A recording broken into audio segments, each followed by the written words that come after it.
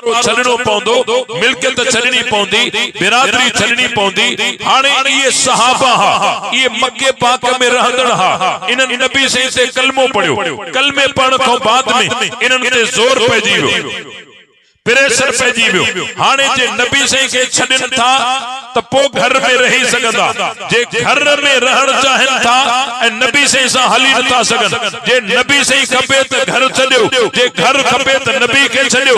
हाणे हिननि फ़ैसिलो कहिड़ो कयो, अहिड़ो तारीख़ी फ़ैसिलो करे ॾेखारियूं। उन फ़ैसिले खे अल्लाह से क़ुरान में लिखियो आहे। अल्लाह तबारक व तआला फरमायो, लिल फुक़राइल मुहाजिरीन अल्लज़ीना उख़रिजू मिन दियारिहिम व अम्वालिहिम यब्तगून फ़ज़लन मिनल्लाहि व रिज़वाना। अल्लाह तबारक व तआला फरमायो, उन्हनि अहिड़ो तारीख़ी फ़ैसिलो कयो। उन्हनि चयो घर वञे त वञे, तर वञे त वञे, मिल्कियत वञे त वञे, ज़मीन वञे त वञे, पर हुजूर जो साथ न छॾबो। अब आइए के रहा सहाबा मुहाजिरीन ऐं मुहाजिरीन सहाबा हिजरत करे मक्को छॾे मदीने में आया। घर छॾियूं, तर छॾियूं, बिरादरी छॾियूं, पर नबी साईं खे न छॾियूं। अल्लाह तबारक व तआला फरमायो, लिल फुक़रा, इन्हनि जो नालो अल्लाह साईं फुक़रा रखियो, फ़कीर। ए फकीर थी विया। अल मुहाजिरीन अल्लज़ीना उख़रिजू मिन दियारिहिम, ये उहे हैं जेके पंहिंजनि घरनि खां कढिया विया। माना इन्हनि खे घर घाट हुयो, निधन का नहा, इन्हनि जा घर हा, पंहिंजनि घरनि खां कढियो वियो। व अम्वालिहिम, ऐं इन्हनि खे माल मिल्कियत बि हुयो, इहे खंगाल न हुया, माल मिल्कियत बि हुयनि। इन्हनि खे माल भी छॾियो, घर भी छॾियो, पर नबी साईं खे न छॾियो। अल्लाह तबारक व तआला फरमाए तो, एडी वॾी कुर्बानी ॾियण वारा इहे केर हा बाबा? सहाबा। हाणे हे उहो दौर आहे जो भा के गिराट जमीन ॾियण जे लाइ तयार न आहे, पर उन्हनि जी केॾी वॾी कुर्बानी आहे। नबी साईं सां तालुक जोड़ण जे करे, नबी साईं ते कलमे पढ़ण जे करे पंहिंजो घर भी छॾियो, बन्नी भी छॾियो, मिल्कियत भी छॾियो, जमीन भी छॾियो, इलाको भी छॾियो, मिट माइट भी छॾियो, रिश्तेदार भी छॾियो, औलाद के भी छॾियो, नबी साईं खे न छॾियो। हली पिया, माना समझन पिया जेको ईमान आ इहो घर को वधीक कीमती आ, जेको जमीन जेका ईमान आहे इहा जमीन को वधीक कीमती आ, जेको ईमान आहे इहो तर इलाके को वधीक कुर्बान कीमती आहे। इन जे करे ईमान बचायो, सब कुछ लुटायो। ये केर हा बाबा? सहाबा ऐं सहाबिन में भी मुहाजिरीन हेडी वडी कुर्बानी ॾिनऊं। हाणे नियत छा हुयनि? असां सब नेकियूं कयूं था, को कुरान तो पढ़े, को नमाज तो पढ़े, को कुरान पढ़ाए थो, को उस्तादा, को तकरीर तो करे, को मदरसो तो ठाहे, कोई खैरात तो करे, को छा तो करे, को उम्रो तो करे। हाणे नियत छा है? अल्लाह नियत नेका या नियत में का खराबी आ, ये किताब असां जा क़यामत में खुलंदा। त फिलाणे दी नमाज पढ़ी नियत छा होयस, कुरान पढ़ी नियत छा होयस, वाइज कई नियत छा होयस, तकरीर कई नियत छा होयस, खैरात कई नियत छा होयस, त रब राजी थे या मुजी बल्ले बल्ले थे, उहा नियत छा हुई? ये किताब कयामत में खुलंदा। लेकिन हे जमात सहाबा जी उहा है जेका अल्लाह से दुनिया में दस्यो, फरमाई यब्तगून फज़लन मिनल्लाहि व रिज़वाना। इन्हनि घर छड्या, तर छड्या, नियत भी का भी न हुयन, नियत इहा हुयन त रब राजी थे, अल्लाह राजी थे। यब्तगून फज़लन मिनल्लाहि व रिज़वाना, रब जी रजा के तलब कन था। व यंसुरून अल्लाह व रसूला, अल्लाह जी मदद कन था ऐं अल्लाह जे रसूल जी मदद कन था। हे मुहाजिरीन सहाबा, कुरान तो चवे व यंसुरून अल्लाह व रसूला, हे अल्लाह जी मदद कन था, अल्लाह जे रसूल जी मदद कन था। छा मतलब? माना अल्लाह जे दीन जी मदद कन था, रसूल जे दीन जी मदद कन था। माना अल्लाह ऐं उन जे रसूल जा हामी हैं, हिमायती हैं। अल्लाह तबारक व तआला कुरान में वाज़े मौक़िफ़ ॾिनो आहे, ये अल्लाह ऐं उन जे रसूल जा हामी हैं, दीन जा हामी हैं, शरीयत जा हामी हैं, उन जा पासदार हैं। हाणे जेकॾहिं जेकॾहिं कोई इन्हनि सहाबिन जे लाइ चवे ये खिलाफत गसब करे विया के वही सहाबिन जे लाइ चवे सही भागे फदक न ॾिनऊं अहल बैतन सां ज़ुल्म कयूं नबी से जो दीन मटायूं इहा तबलीग उहो माण्हू करे सघे थो जंहिंजो हिन क़ुरान ते ईमान न हुजे ऐं जंहिंजो क़ुरान ते ईमान हुजे उहो कॾहिं बि इहा ॻाल्हि नथो करे सघे त सहाबिन का ग़लत कम कयो क़ुरान जो फ़ैसिलो आहे व यंसुरून अल्लाह व रसूला हे अल्लाह ऐं उन जे रसूल जा हामी आहिनि मदद कनि था माना हामी आहिनि अल्लाह से फरमायो उलाइका हुमुस सादिकून ये माण्हू सच्चा आहिनि ये माण्हू छा आहिनि बाबा ये माण्हू छा आहिनि सच्चा है मुहाजिरीन है हिजरत कई थऊं घर छड्यो थऊं जमीन छडी थऊं अल्लाह जे रसूल के न छड्यो थऊं कुरान तो चवे उलाइक हुम सादिकुन ये सच्चा है ये छा है बाबा सच्चा है पक्का है मोमिन है मुसलमान है अल्लाह रसूल जा हामी है नियत भी साफ थन अमल भी पाक थन ऐ आहन भी सच्चा कुरान तो चवे ये सच्चा है अब कुरान जिन के चयो सच्चा वे वाकई सच्चा है या अल्लाह मिले हरूभरू चयो वाकई सच्चा आहिनि पो इन्हनि सच्चन सभनी मिली करे हजरत अबू बकर जे हथ ते बैयत करे उनके पंहिंजो अमीर बणायो हाणे जेकॾहिं हे वाकई सच्चा आहिनि ऐं यकीनन सच्चा आहिनि पो इन्हनि सच्चन चयो त बाबा असां जो खलीफो असां नबी साईं जो खलीफो असां जो अमीर हजरत अबू बकर सिद्दीक आहे त पो हे सच्चा आहिनि त हजरत अबू बकर खलीफा आहे बिला फज़ल अब ॻाल्हि समझ में आई या न आई ऐं जेकॾहिं हे सच्चा न आहिनि त पोइ भले तव्हां एतिराज़ कयो हालांकि असांजो इहो अक़ीदो आहे आसमान ऐं ज़मीन हेठि मथे थी सघनि था लेकिन क़ुरान जी ॻाल्हि ग़लति नथी थी सघे हज़रत अबू बकर सिद्दीक रज़ी अल्लाह ताला अन्हु नबी साईं जो सहाबी आहे हज़रत अबू बकर सिद्दीक नबी साईं जो सहरो आहे हज़रत अबू बकर सिद्दीक जी न्याणी अम्मा आयशा सिद्दीका तय्यबा ताहिरा रज़ी अल्लाह ताला अन्हा नबी साईं जे निकाह में आई ऐं इहा निकाह थियो आहे मक्के पाक में रुखसती थई आहे मदीने पाक में हज़रत अबू बकर सिद्दीक जी न्याणी अम्मा आयशा सिद्दीका तय्यबा ताहिरा रज़ी अल्लाह ताला अन्हा मक्के पाक में उन जो निकाह थियो आहे मदीने में रुखसती थई आहे नबी साईं जी घरवारी बणी आहे कुरान तो चवे व अज़वाजुहु उम्महातुहुम नबी साईं जो घर वारियूं मोमिनन जो मायरू हन हाणे जेके जेके मोमिन हन अम्मा आयशा उन्हनि जी अम्मा है हजरत अलीउल मुर्तजा जी भी अम्मा है खातून जन्नत हजरत फातिमा ज़हरा जी भी अम्मा है हजरत हसन हुसैन जी भी अम्मा है हजरत इमाम मोहम्मद बाकिर जी भी अम्मा है हजरत इमाम जाफर सादिक जी भी अम्मा है सोने अली जी भी अम्मा है हाणे जेको सोने अली जी मोहब्बत जी दावा करे अली से जी अम्मा के घट वध गल है मां एड़े लानती के अली वारो मञण जे लाइ तैयार न आहियां अज जेकॾहिं कोई हजरत हुसैन जी मोहब्बत जी गाल करे हजरत हुसैन जी अम्मा के घट वध गल है एड़े लानती ते मां लानत करण पंहिंजो ईमान समझंदो आहे अम्मा आयशा सभनी मोमिनन जी मां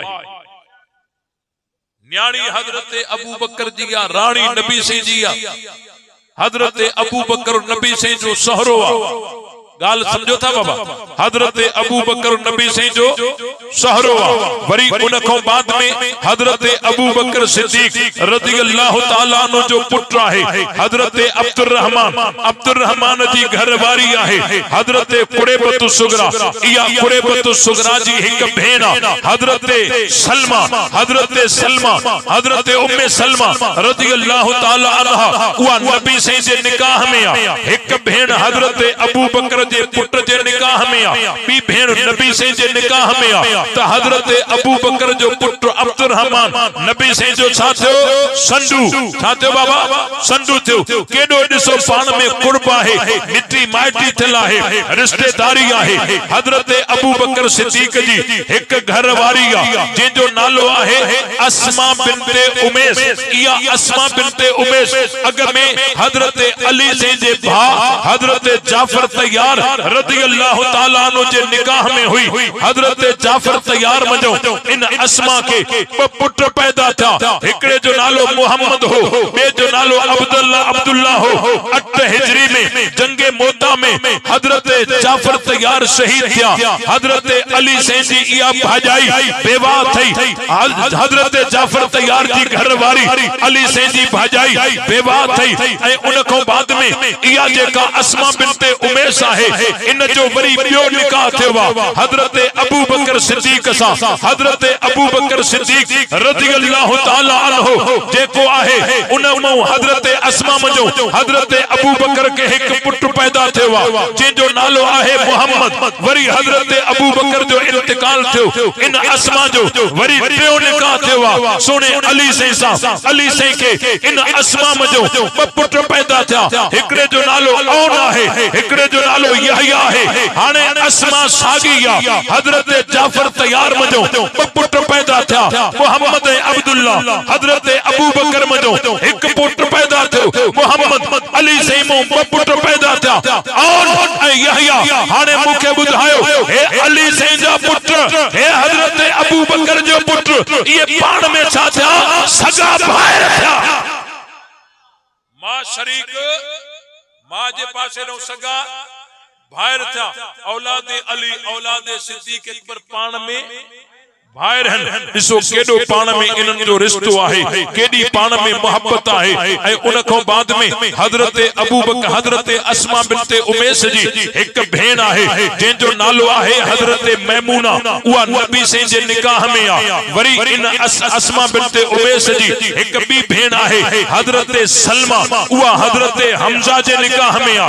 वरी अस्मा बिनते उमैस जी टी भेण आहे जंहिंजो नालो आहे उम्मुल फजल। उहा हजरत अब्बास जे निकाह में आ। एक भेण नबी जे निकाह में, बी भेण हजरत हमजा जे निकाह में, टी भेण हजरत अब्बास जे निकाह में। हाने खुद हजरत अबू बकर जे निकाह में आ त हजरत अबू बकर हजरत हमजा जा भी संडू थिया, हजरत अब्बास जा भी संडू थिया, मोहम्मद अरबी जा भी संडू थिया। हजरत अबू बकर सिद्दीक नबी से जो सौरो भी आहे संडू भी आहे। हजरत अबू बकर जो पुत्र अब्दुल रहमान नबी से जो संडू आहे। वरी हजरत अब्दुल रहमान जी एक न्याणी आ जंहिंजो नालो आहे हफ्सा। हजरत अबू बकर जो पुत्र अब्दुल रहमान जी एक न्याणी आ उन जो नालो आहे हफ्सा।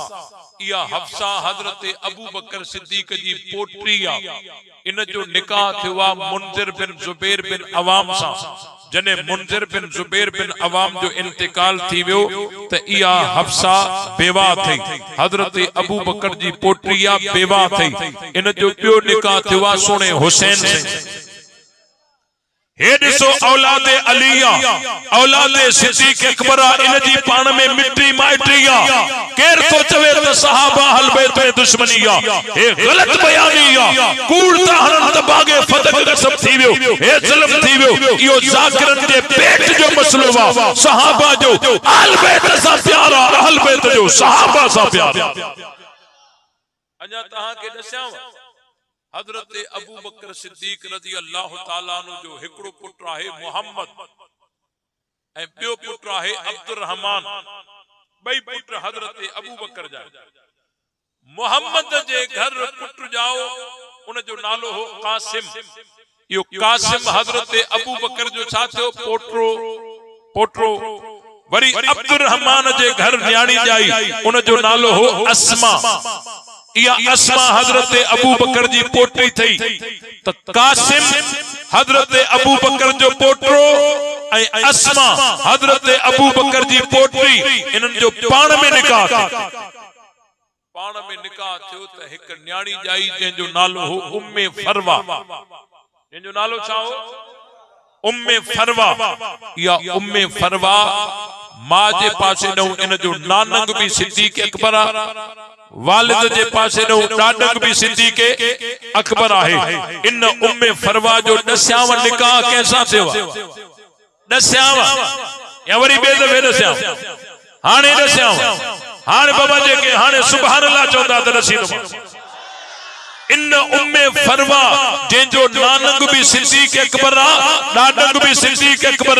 इन उम्मे फरवा जो निकाह थियो इमाम मोहम्मद बाक़िर सां। इमाम मोहम्मद बाक़िर केरा इमाम ज़ैनुल आबिदीन जो पुत्र हजरत हुसैन जो पोटो अली से जो पण पोटो उन सा निकाह थियो इन उम्मे फरवा जो। त इमाम मोहम्मद बाक़िर के इन उम्मे फरवा मंजो हिकड़ो पुत्र जाओ जंहिंजो नालो हो इमाम जाफर सादिक। इमाम जाफर सादिक इमाम जाफर सादिक यो अम्मा जे पासे नो इन जो ॾाॾंग भी सिद्दीक़ अकबर त नानंग भी सिद्दीक़ अकबर। तॾे त इमाम जाफर सादिक फरमायो वलदनी अबू बकर मर्रतैन अबू बकर मुखे ॿ दफ़ा जणियो वा माना अम्मा जे तरफों मुझो नानो भी सिद्दीक़ अकबर था नानो भी सिद्दीक़ अकबर। इमाम जाफर सादिक जो नालो खणी फिके जाफरिया पंजी हथ जी ठाए हरु भरु एने मंसूब करे ऐं सहाबन ते बकशक कंदा था वतन। इनन जो न सहाबा सा को ताल्लुक न अहले बैत सा ताल्लुक। सहाबा भी असा जा हैं अहले बैत भी असा। अब गाल समझ में आई या नहीं? इन जे करे हजरत अबू बकर सिद्दीक रज़ियल्लाहु ताला अन्हु केरा है हजरत अबू बकर सिद्दीक वो जे नबी सही चंदे जो ऐलान कयो जे सजो घर खणी हुजूर जी झोली में रखियो इनके अबू बकर चेबो आहे। जेको मुश्किल घड़ी में नबी के कुलन ते खणे इनके अबू बकर चेबो आहे। जेको नबी सही के झोली में सुम्हाए नांग जा जंग बर्दाश्त करे इनके अबू बकर चेबो आहे। जेको पैगंबर जे मसरत ते बिला फसल वे उनके अबू बकर चेबो आहे। जेको मेराज जी सब को पहरियो तस्दीक करे उनके अबू बकर चेबो आहे। जेको सब को पहरियो कलमो पढ़े उनके अबू बकर चेबो आहे। जेके हजरत जिब्रील जा सलाम अचन उनके अबू बकर चेबो आहे। जंहिंजी न्याणी जे लाइ कुरान जी गवाही अची वने सफाई अची वने उनके अबू बकर चेबो आहे। जेको अज भी नबी से सा रोजे में सुतल आहे इनके अबू बकर चेबो आहे। जेको पैगंबर जी न्याणी जे लाइ पंहिंजे घर जी पेशकश करे उनके अबू बकर चेबो आहे। जेको चवे त मुके वल्लाहि लकराबतु रसूलिल्लाह सल्लल्लाहु अलैहि वसल्लम अहब्बु इलैया मिन कराबती। जेको चवे मुके पंहिंजन माइटन खां वधीक हुजूर माइट प्यारा है इनके अबू बकर चेबो आहे। जेको नबी से बगैर कह दलील सबूत जे कलमो पढ़े इनके अबू बकर चेबो आहे। हजरत अबू बकर सिद्दीक रज़ियल्लाहु ताला अन्हु जी वफात आहे 22 जमादुस्सानी जेका 14 दिसंबर थे थी। नवाब शाह जे अंदर अजीम शान जुलूस निकरंदो ऐं इन जुलूस में तहां के अचणो आ ईदो या नहीं ईदो। 1 बजे जुलूस निकरंदो कबीर मस्जिद को तहां सभनी दोस्तन के अचणो आ। असा जी जमात जो मौक़िफ़ इहो वा त असां वटि हे सॼो दीन पहुतो वा।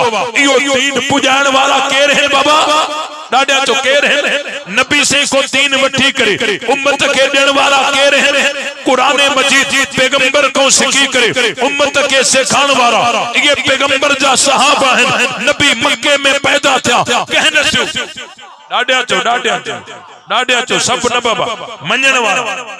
एकड़ा मानू चंदर साहबा साहबा कन था अहल बैत जी गाली न था करते बाबा। हे जिलो केड़ो आ शक तो ना है ना थदा थदा बैठा हो गालायो जिलो केड़ो आ नवाब शाह है ना सूबो केड़ो आ सिंध आ ना।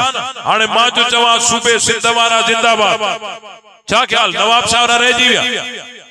हाने कोई चले मौलवी साहब के नवाब शाह वारन दा वडी दुश्मनी सजे सूबे के जिंदाबाद चई नवाब शाह वारन जी गाल ही न कहे। इन को मां सवाल कंदुस त भला हिकड़ो मानू एड़ो ॾेखार जेको जिले नवाब शाह जो हुजे पर सूबे सिंध जो न हुजे। ॾिसो ॾिसो को कुराड़ो सुराड़ो मथा काथे हुजे जिले नवाब शाह जो हुजे पर सूबे सिंध जो न हुजे एड़ो कोई आहे। हिकड़ो त को उन महल एड़ो अहल बैत ॾेखारियो जेको अहल बैत हुजे पर सहाबी न हुजे। बाबा सब अहल बैत सहाबी होया या न होया? हजरत अली से अहल बैत आहे ना है छापो सहाबी ना है। अम्मा आयशा अहल बैत आहे या नाहे छा पोइ सहाबियाणी नाहे हजरत हसन हुसैन अहल बैत आहिनि या नाहे छा पोइ सहाबी नाहिनि जॾहिं हजरत अली अहल बैत भी आहे सहाबी भी आहे पोइ असां चऊं था शान सहाबा छा ख्याल आहे अली से रहिजी विया इन जे करे असांजी जमात जो मौक़िफ़ सफ़ा चिट्टो आहे मां त ईअं चवंदो आहियां असांजी जमात जो मिसाल एसी वांगुरु विंडो एसी तहां कने ॾिठी आहे विंडो एसी हिकड़े माण्हू एसी हणाई विंडो हमरा घिटी खों ट्रपियो तो उनके तव आयो उन चयो बाबा ए गर्मी में एडी गरम मशीन घर में हणाई थई उन चयो अदा हे मशीन थदी आ थदी वरी कानो आ मां पान ट्रपियो आ मुखे तव आयो आ उन बाह को पकड़े अगे विहारे थरी पई आओ यार जेके गरम पियो समझा उहा त जेका है थदी आई असा जी जमात जो मिसाल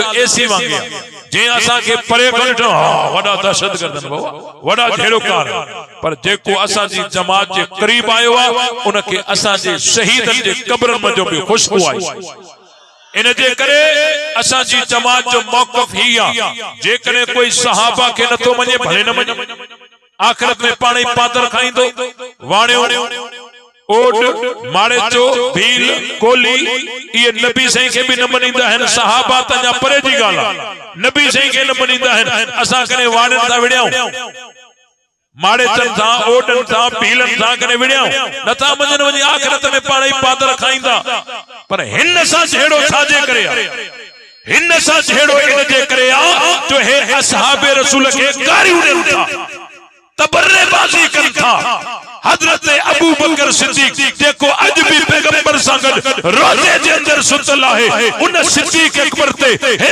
बकशक कन था असा जी जमात यो अज़म करे चुकी गया हथकड़ी पाए सगो था डंडा बेड़ी पाए सगो था बच्चा यतीम कराए सगो था लेकिन कहे कुत्ते के सहाबा ते भौंकण न ॾींदा इन जे करे सब तहां साथ ॾींदो या न ॾींदो जेके ॾींदा हथ मथे कयो तहां असांजी जमात जो साथ ॾींदो सहाबा जो दिफ़ा कंदो ऐं दुश्मनाने सहाबा को बाइकाट कंदो ऐं उन को बाद में जेको हजरत अबू बकर सिद्दीक के घट वध ॻाल्हाए उन सां काई दोस्ती नाहे काई यारी नाहे जेको मुझे अब्बे के घट वध ॻाल्हाए मां उन सां हथ नथो मिलाया ऐं जेको हजरत अबू बकर के घट वध ॻाल्हाए उन सां भाकुर पाया पो त मुखों वडो को बेगैरत आहे ही कोन अब्बे जेड़ा लखे सिद्दीक अकबर जी जुजियतों कुर्बान जेको सिद्दीक अकबर ते भौंके उन सां काई यारी नाहे काई दोस्ती नाहे असा जो इहो ही ऐलान आहे जेको सहाबा जो नाहे असा जो नबी सही जे सामू हिकड़ो जनाजो आयो सही जनाजो पढ़ायो नबी सही फरमायो मोटायो जनाजो न पढ़ाइंदो सही छाजे करे फरमायो इन्नहु कान युबगज़ु उस्मान इन जे सीने में मुझे सहाबी उस्मान जो बुग़्ज़ आहे जिन जे सीने में एक सहाबी उस्मान जो बुग़्ज़ हुजे नबी से उन जो जनाजो मोटाए ए जिन जे सीने में 1.25 लाख सहाबा जो बुग़्ज़ हुजे असा पहिरी सिफ में बीठा पाड़े सा हलणो तो पे इन जे करे जेको सहाबा जो नाहे वसा जो उन सा मिट्टी माटी हरामा वो कुकड़ ज़िबा करे कुकड़ हरामा गऊ ज़िबा करे गऊ हरामा बकर ज़िबा करे बकर हरामा उन सा मिट्टी माटी न थींदी उन जे खुशी गमी में शरीक थियण हराम आहे उन जे जनाजे में वजण ईमान के खतरे में विझण आहे इन जे करे उलमा जा फतवा हैं टाइम जी किल्लत आहे वगरना है फकीर दलाल जा अंबार हणी सके तो इन जे करे इन फिरके को मुकम्मल बाइकाट कयो महबूब सुभानी कुतुब रब्बानी शेख अब्दुल कादिर जीलानी रहमतुल्लाह अलैह पीराने पीर रहमतुल्लाह अलैह पंहिंजे किताब बुनियत तालिबीन में पंहिंजे मुरीदन के खबरदार